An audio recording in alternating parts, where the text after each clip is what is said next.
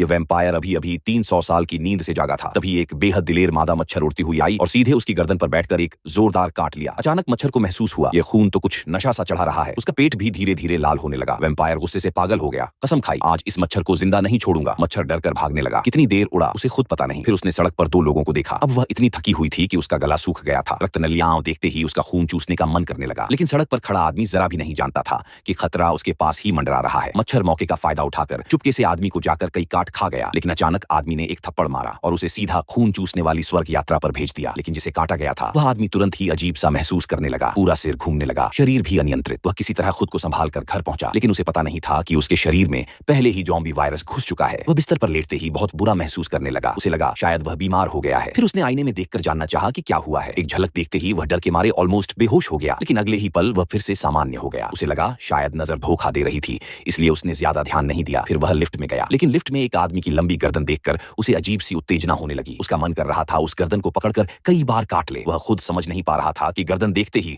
उसका खून पीने का मन क्यों कर रहा है। तभी उसने पीछे मुड़कर लिफ्ट के शीशे में खुद को देखा और डर के मारे लगभग पत्थर सा जम गया। लिफ्ट में मौजूद लोग घबराकर भाग गए। वह तुरंत घर लौटा और जानकारी खोजने लगा। तभी उसे पता चला यह सब वैम्पायर के लक्षण हैं। जानकारी में यह भी लिखा था कि वैम्पायर सूरज की रोशनी से डरते हैं। वह इस बात पर विश्वास नहीं करना चाहता था, इसीलिए तुरंत जाकर खुद पर टेस्ट किया। सूरज की एक किरण आंखों में पड़ते ही वह डर से ऑलमोस्ट मर ही गया। मैंने अपने अंदर एक खतरनाक प्रवृत्ति को जागते देखा है। अब मैं सच में एक मृत मानव बन चुका हूँ।